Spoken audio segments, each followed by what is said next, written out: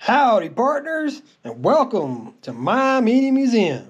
This is episode 45 of our A to Z sorted 45 RPM vinyl records collection, and we're starting out with Love is Like Oxygen by Sweet from 1978 off their Level-Headed album.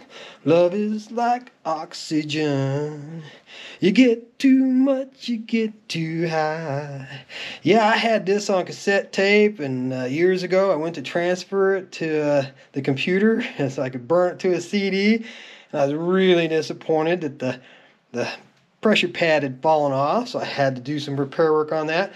And then the tape was all muffled and dragging, so I had to go ahead and break down and hunt down a copy of Level-Headed on CD so I could have a really nice clean copy to listen to. But I've got two copies of Love is Like Oxygen actually here on 45, and you'll notice this one doesn't look nearly as nice. It's faded a bit, and the printing isn't quite as clear to see as it is on this one. But this vinyl is beautiful, absolutely beautiful.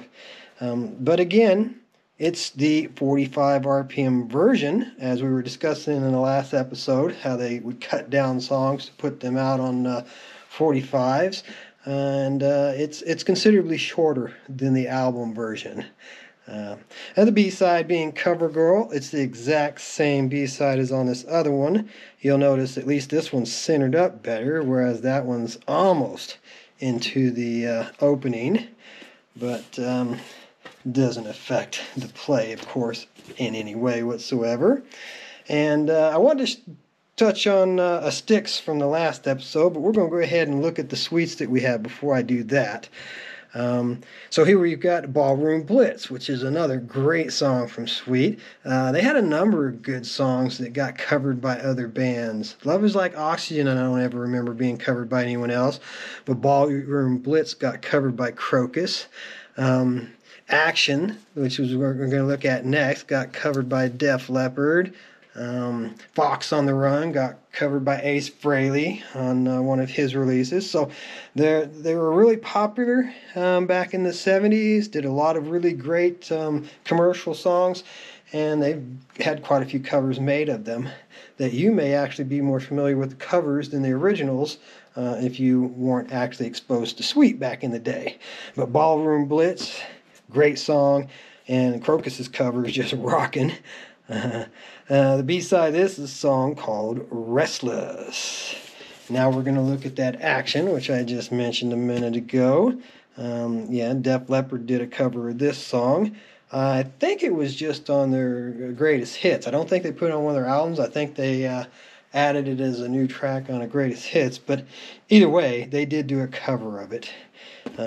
Action, action, give me action, not a words. A B-side being a song called Medusa. 1975. Yeah, we're going back just a few years. And now this one, which I took a little bit of ribbon from some friends at the time. Little Willie Willie won't go home. And the B-side being Man from Mecca. So I appreciate this song a lot more now that I don't have any immature friends around me that tease me about it. There were a few songs like Billy Don't Be a Hero and stuff that I took some grief over back in the day, but them days are long since past. So if you remember in the last episode, I was showing you a number of Styx 45s. If you like Styx and want to see them, go back to episode 44 and watch that. But I was talking about how I had a laser-etched album. You'll notice this list, Act 1, Act 2, both sides of the album, all the tracks are listed on one side. That's because the other side, it's black. And you might have a hard time seeing it. Oh, there we go. You can see it a little bit. Where it's got Styx and some of the artwork running around the edge of the album here. This isn't in the greatest of condition. It's an album that I've had for a long time, back before I really respected my vinyl the way I do now. But I want to take a quick second to show you that, just because I mentioned it. It was just on the other side of the room, and I went ahead and decided to pull it out and share that with you. So one of these days I might go through all my albums and show them off a bit. But Not today. All right, here we got Survivor, Eye of the Tiger. Now, I do remember I've got a picture sleeve of this. If you go back to the channel and look at the picture sleeve episodes that I've uploaded, there is a picture sleeve of this one shown. And the B-side, Take You on a Saturday, which I believe is the exact same B-side that was on the previous copy that I shared with you.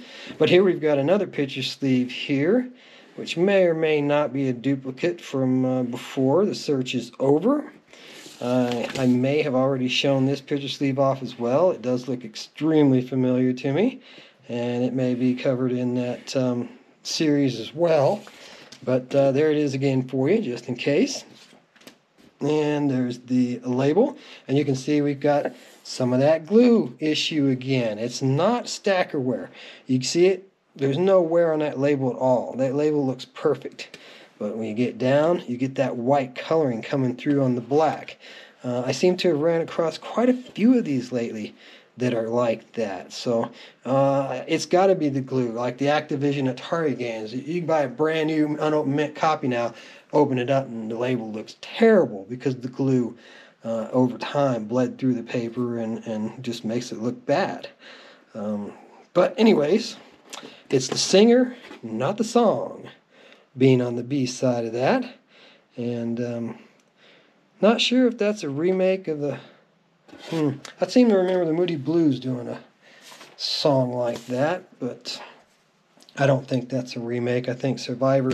You know, the guy that wrote for Survivor also did a lot for 38 Special, so there's a lot of material between the two bands that were written by the same guy. I've already covered that in a previous video, and I don't remember his name right at the moment. So, moving on, we've got Terry Jacks doing Seasons in the Sun. Now, if you really listen to the lyrics of this song and really get into it, it's very depressing.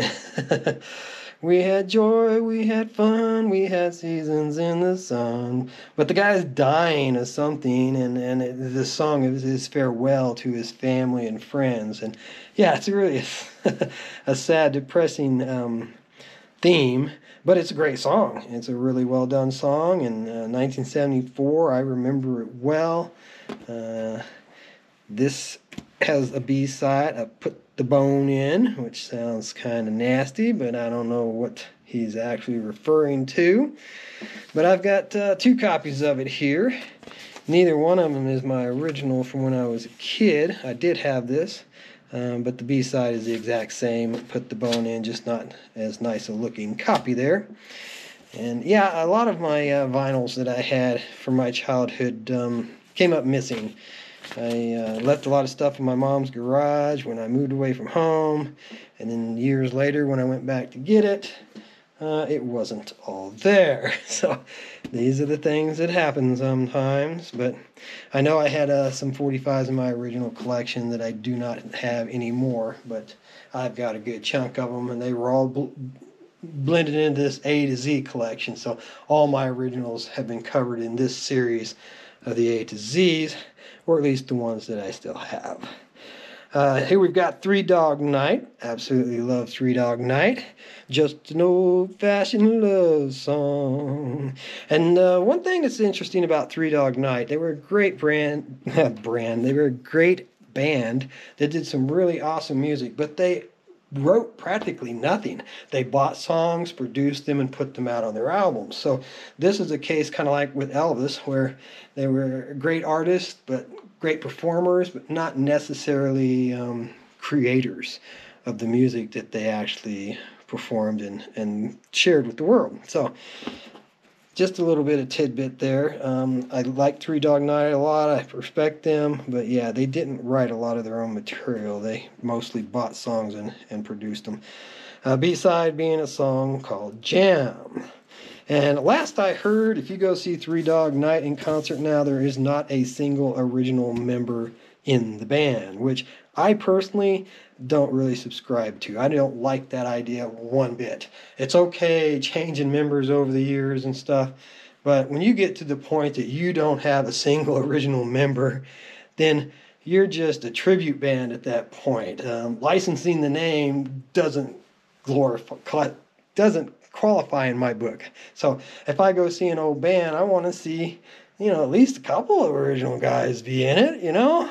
But that's just a personal opinion. That's just how I feel about it. I know people feel differently. They don't care.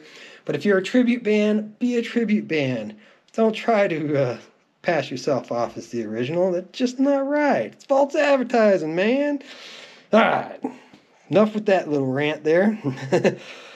Joy to the world, all the boys and girls. I can hear you calling, being on the B-side. So, yeah, comment down in the comment section if you please. Let me know how you feel about bands selling their name. And, like Kiss now, they're wanting to do digital avatars and have concerts. And no, it's over, man. It's over, guys. Give it up. I love Kiss.